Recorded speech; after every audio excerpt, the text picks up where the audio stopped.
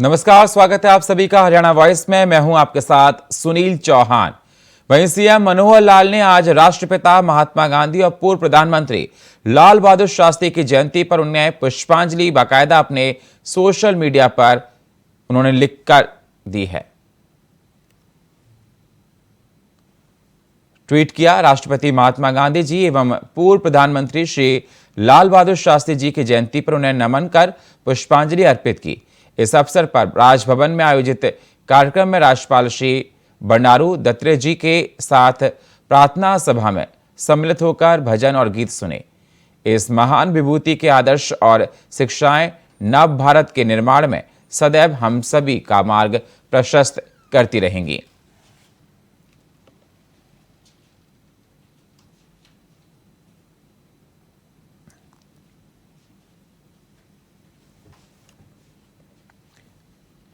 जहां एक तरफ मुख्यमंत्री मनोहर लाल लगातार प्रदेश के विकास को बढ़ाने के लिए अलग अलग जिलों का दौरा करते हैं, उसी सिलसिले में आज सीएम मनोहर लाल ने पंचकूला का दौरा किया। जहां पहुंचकर सीएम मनोहर लाल ने इंद्रधनुष ऑडिटोरियम गए।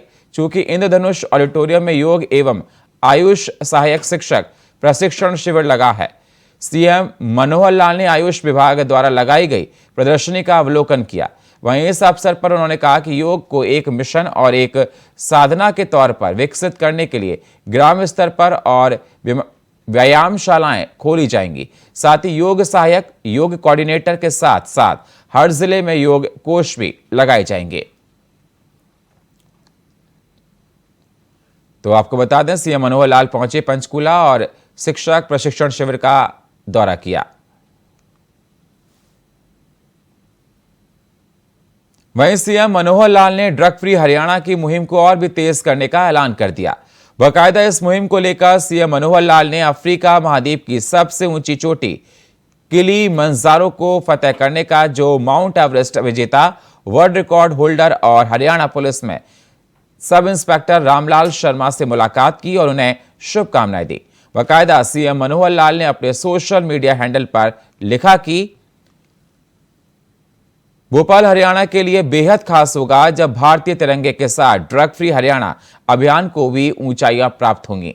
आज अफ्रीका महाद्वीप की सबसे ऊंची चोटी किलिमांजारो को फतेह करने जा रहे माउंट एवरेस्ट विजेता, वर्ल्ड रिकॉर्ड होल्डर व हरियाणा पुलिस में सब इंस्पेक्टर रामलाल शर्मा को शुभकामनाएं दी।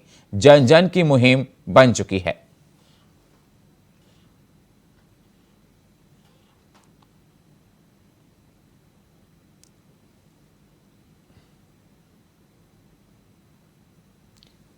मुख्यमंत्री मनोहर लाल ने रविवार को फरीदाबाद के सेक्टर 12 में आयोजित एक सम्मेलन में घोषणा की। सीएम मनोहर ने कहा कि हरियाणा में अब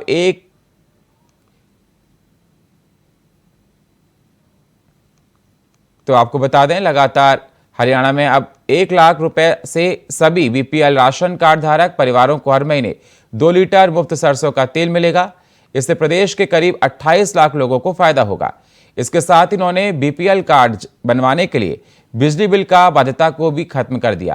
पहले परिवार पहचान पत्र में 1,80,000 रुपए तक आय वाले लोगों को अगर 12,000 रुपए बिजली बिल आता था तो उन्हें बीपीएल कार्ड में लाभ नहीं मिलता था। सीएम ने कहा कि सर्वेक्षण के दौरान कुछ लोगों ने कहा कि उन्होंने पिछले बिलों का भुगतान करने में चूक की है, जिसके कारण से उन्होंने हालिया बिलों में अधिक राशि दिखाई दे रही है। कुछ लोगों ने बताया कि उन्हें अपने काम के लिए घर पर भारी बैटरी चार्ज करनी पड़ती है, जिससे बिजली का बिल अधिक जाता है। इसी कारण से बाध्यता खत्म की गई। बीपीएल कार्ड धारकों के सीएम को तोहफा है। राशन तो केंद्र सरकार की ओर से भी मिलता है, प्रदेश की ओर से भी देते हैं, लेकिन साथ में कभी दाल, कभी तेल, ये चीजें प्रदेश की ओर से दिया करते थे। राशन कार्डों की संख्या 1,20 के बाद 1,80 हो गई, उनको बीपीएल मान लिया। लेकिन तेल उन्हीं को मिलता था 2 लीटर, जिनका इनकम पुराने समय के हिसाब से जो 1 लाख या 1,20,000 था, उन्हीं को मिलता था। 1,20 से 1,80 वालों को वो नहीं मिलता था। इस अगले महीने से अब ये तेल भी 1,80 तक के जितने कार्ड उन सबको मिला करेगा, और उसके अंदर भी एक घोषणा ही आज हमने करनी थी की है। हमने परिवार पहचान पत्र में इनकम के ऊपर एक कंडीशन लगाई थी कि जिसका बिजली का बिल 12,000 रुपए पहले 9,000 था, फिर 12 कर दिया था। 12,000 से ऊपर होगा उसको 180 के स्लैब में, उससे ऊपर के स्लैब में मानेंगे। उसके बाद कुछ लोगों ने कहा कि मेरा बिजली का बिल किन्हीं कारणों से पिछला नहीं भरा था इसलिए ज्यादा आ गया, मैं तो अपने घर में और बैटरी जो है उसको चार्ज करता हूं इसलिए आ गया, मेरे घर में तो प्रेस का काम करता हूं इसलिए आ गया। तो हमने जितने भी 12,000 से ऊपर के लोग थे उनका सबके सर्वे करा लिया है। एक्चुअल सर्वे के आधार पर ही उसको बीपीएल माना जाएगा। बिजली के बिल की कंडीशन ये हम बिल्कुल खत्म कर रहे हैं। पत्रकारों की व्यवस्था ये भी हमने काफी की है। आज ये घोषणा की है पत्रकार बंधु, इनको बता देता हूं कि अभी हम 5 लाख रुपए तक जो बीमा होता था, जीवन बीमा पत्रकारों का, उसका प्रीमियम सरकार देती थी, बाकी पत्रकारों को उसका अंश देना पड़ता था। आज से हमने तय किया है कि पत्रकारों को भी 5 लाख के बजाय अब 10 लाख का प्रीमियम वो सरकार भरेगी, वो पत्रकारों को नहीं भरना। सोनीपत से सिसाना गांव में धर्मार्थ गौशाला की 121वीं वार्षिक कार्यक्रम का आयोजन हुआ, जिसमें प्रदेश के मुख्यमंत्री मनोहर लाल ने शिरकत की। इस दौरान सीएम मनोहर लाल ने कई घोषणाएं की। देखिए रिपोर्ट।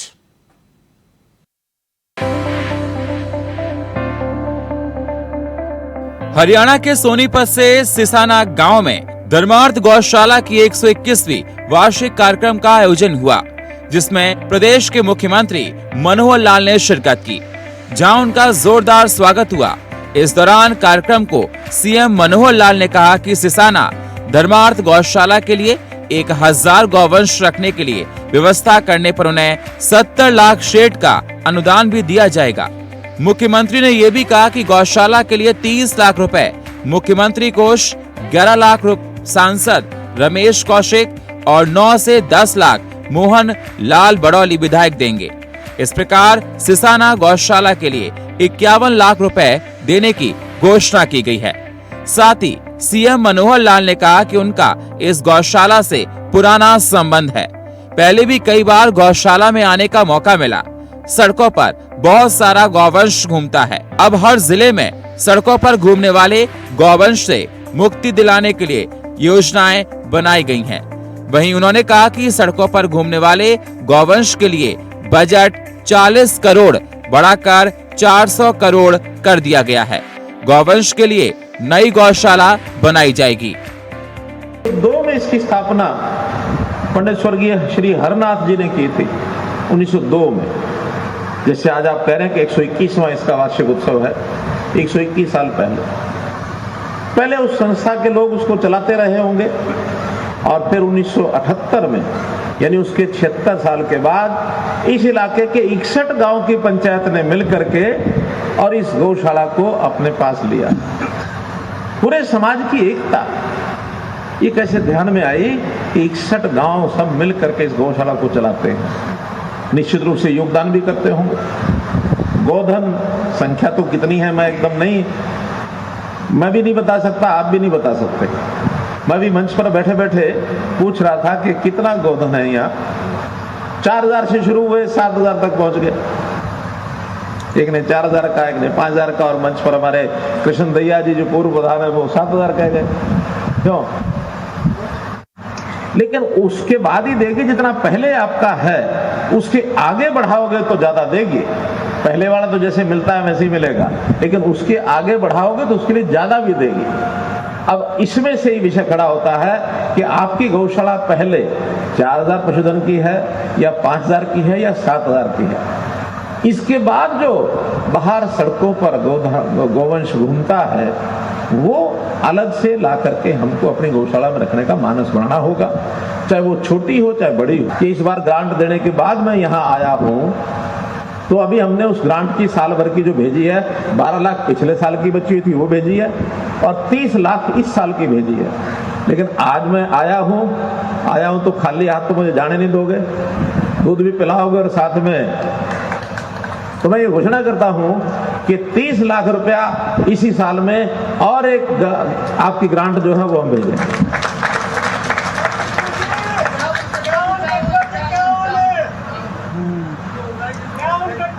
सुनो सुनो सुनो सुनो, आपने जोर मार दिया। देवेंद्र कौशिक तू कहाँ ने बैठा? मेंबर पार्लियामेंट की 11 लाख जोड़ दो भाई, 42 हो गए। और भाई 9 बचे मोहनलाल जी क्या के लिए आया, तो 9 लाख इनके हो गए कितने, 51 हो गए।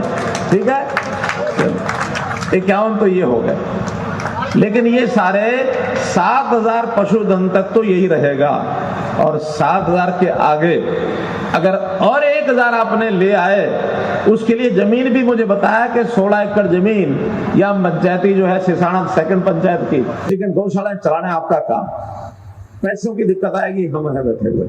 और यहाँ फिर और जो डिमांड की है, चाहे वो सोलर पावर की होगी, वो हम करेंगे। पहले से ही बिजली का बिल हम सिर्फ पहले 8 रुपए होता था, हमने 2 रुपया कर दिया, 2 रुपया यूनिट कर दिया अब गौशालाओं का सरकार। और इसमें अगर गौशालाओं से कुछ हमको दूध या गोमूत्र की या गोबर की कुछ बड़ी हुई चीजें, वो अगर आप बढ़ाने के लिए छोटा मोटा एक इंडस्ट्री को लगा लें, उसकी बिक्री की व्यवस्था भी हम कराएंगे ताकि गौशाला की आमदन बढ़ जाए। तो इसलिए मेरे भाइयों बहनों, मैं कोई बहुत ज्यादा इससे बाहर जाने वाला नहीं। हाँ, पंचायतों ने भी 2 प्रस्ताव दिए, गांव के पैसे हमने खूब देने शुरू किए हैं। जो पैसा ग्रामीण क्षेत्र में हरियाणा का 2 साल पहले सिर्फ 1700-1800 करोड़ रुपया जाता था, इस पिछले 1 साल में 7,600 करोड़ रुपया भेजा हमने गाँव, 7,600 करोड़, कोई कमी नहीं है भाइयों बहनों। मित्रों, इंडस्ट्री बहुत आ रही है हरियाणा में, टैक्स हमारे पास बहुत आ रहा है, और जैसे मारुति जैसे उद्योग आ गए हैं, इस सोनीपत जिले के अंदर ही पूरी लोगों की भीड़ लगी हुई है कि हमको एक लाइसेंस दे दो, हमको एक CLU दे दो, हमको इंडस्ट्री लगा दो। हम जो है हरियाणा जो है पूरे देश और दुनिया के लोगों के लिए पहली चाहत बन गई है। क्यों पहली चाहत बनी है? यहाँ सब तरह की सुविधाएं उनको दे रहे हैं, उनकी सब्सिडी उनको दे रहे हैं, लेबर का भी हम 4,000 रुपए महीने का उनको अलग से देते हैं कुछ साल के लिए। और लॉ एंड ऑर्डर स्थिति, और पुलिस के लोग यहाँ खड़े हैं, उनको शाबाशी देता हूँ कि इस इलाके में जो स्थितियां गंभीर थी, खराब थी, दिल्ली तक के लोग जो बदमाशी करने के लिए यहाँ पहुंच जाते थे, अब सब भाग गए हैं। कोई व्यक्ति अब इधर आंख उठा के देखता नहीं है, एक बार देख लिया तो उठा के अंदर पटक देते हैं। सीएम मनोहर लाल ने आगे कहा कि प्रदेश में नई गौशालाओं के लिए बड़ी योजनाएं बनाई गई हैं। हरियाणा में किसी भी गौशाला ने जब भी कोई मांग रखी पूरी की। सोनीपत सिसाना गौशाला हरियाणा की बड़ी गौशाला में से एक है। गौ सेवा करना बहुत नेक काम है। माँ के दूध के अलावा गाय का दूध जरूरी है। हरियाणा की गौशाला का सरकार के पास भी लेखा जोखा जरूरी है। 4 लाख पशुधन सड़कों पर है, कोई कुछ नहीं देता। गौचारण भूमि खाली करवाई जाएगी। एक कमेटी बनाओ और वहाँ पशुधन रखो। जो गोधन बाहर घूम रही है उन्हें रखना होगा। हमारे बुजुर्ग हैं, और वास्तव में तो इन्होंने मुझे बुला करके कोई 11 लाख के लिए नहीं, इनका प्रेम जागा, क्या हुआ कहने के 1 गिलास दूध का पी के जाओ गौशाला में। मैंने अपनी गाड़ी रोक ली, दूध पीने के लिए बैठा था। क्या जादू इन्होंने किया मुझे नहीं पता, मेरे मुंह से भी 11 लाख रुपए निकले। मैंने कहा गौशाला के लिए था। और उसके बाद जब जब ये गौशाला की समिति हमारे पास आई, तभी हमने जो भी कोई मांग थी, भले पूरी ना की हो, लेकिन अंशदान के रूप में हर समय कुछ ना कुछ किया। और जो मेरे साथी हैं उनको भी सबको कहता हूँ कि भी इस गौशाला में जरूर कुछ करके आया करो, क्योंकि हरियाणा की जो बड़ी गौशालाएं हैं उनमें से एक ये है। गौ सेवा, गौ माता की सेवा, इसका वर्णन इतिहास में बहुत है। बहुत प्राचीन हमारी ये संस्कृति है। भगवान कृष्ण के समय भी ऐसा कहते हैं कि अपनी गोपियों के को लेकर के वो गोवर्धन पर्वत वो जाकर के उठा लिया उन्होंने। शिवजी आए, स्वयं प्रकट हुए, आकर के उनकी गौ पूजा को देख करके और उनका अभिषेक कराया। गौ अभिषेक यानी दूध से भी अभिषेक कराया। अष्टमी का दिन था, उस दिन से कहते हैं कि वो गोपाष्टमी का दिन हो गया। सरकार के पैसे का, एक एक पैसे का ऑडिट होता है, हिसाब रखा जाता है। और जब हम अनुदान देते हैं तो कितने पशुआं हैं, कितना गोधन है, उसके हिसाब से उसको गुणा करके भेजते हैं। ये एक हिसाब इसलिए भी जरूरी है कि धीरे धीरे उस गौ, हम जो गौओं के प्रति जो सम्मान हमारे मन में है, आदर है, तो ये अनुदान जब से ने बढ़ाना शुरू किया है, तब से ये बहुत आवश्यक हो गया है। गौ के बारे में जितनी यानी व्याख्या की जाए, जितना उसके गुण गाए जाए उतने कम है। व्यक्तिगत रूप से तो गाय रखते ही हैं लोग अपने घरों में। हमारे यहाँ गौशालाओं की जो परंपरा है, हरियाणा की 2014-15 में जब हमारी सरकार आई उस समय 200 कुछ गौशालाएं थी और आज 400 से ऊपर गौशालाएं हो गई हैं, ऐसा जो मुझे जानकारी। 649 हो गई हमारे गौ सेवा आयोग के, जो 215 से 649, यानी 3 गुना से ज्यादा हो गई है और ये भी बढ़ रही है आगे। हम इसको बढ़ाने के लिए कोशिश भी कर रहे हैं। कोशिश करने का कारण ये है कि आज लगभग 4 लाख पशुधन ऐसा है जो सड़कों पर फिरता है, कोई उनकी देखभाल नहीं होती, पन्नी खाती हैं, प्लास्टिक खाती हैं। ठीक है, कोई श्रद्धालु परिवार के घर के सामने खड़ी हो जाए तो एक ग्रास रोटी का भी उनको मिल जाता है, कहीं थोड़ा चारा मिलता है, लेकिन ज्यादा घूमती फिरती सड़कों पर गंदगी में घूमती रहती हैं और कई बार एक्सीडेंट होते हैं। उस एक्सीडेंट के कारण से जान चली जाती है। इन सब की चिंता सबको है, आपको भी है, हमको भी है। उसमें से हमने ये तय किया कि जितनी हमारी गौचरान की जमीनें हैं किसी भी पंचायत की कहीं भी, उन सबको कहा है कि गौशाला चलाने वाली जो संस्थाएं हैं, चाहे तो पुरानी जो गौशालाएं चला रहे हैं वो, नहीं तो नई संस्था भी कोई बना करके आए, 5-11 लोग संस्था बनाओ और जा करके उनसे करार करो जमीन लेकर के, और पशुधन बाहर से लाके हम वहां रखेंगे और उसके लिए पर्याप्त धन पैसा सरकार देगी। सरकार कभी नहीं छोड़ेगी।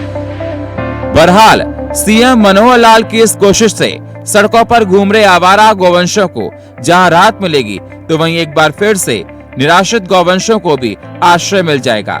यकीनन ये कोशिश सराहनीय है। Bureau report, India voice. और फिलहाल हरियाणा वॉइस में इतना ही। बाकी खबरों के लिए आप बने रहिए इंडिया वॉइस के साथ। तब तक के लिए नमस्कार।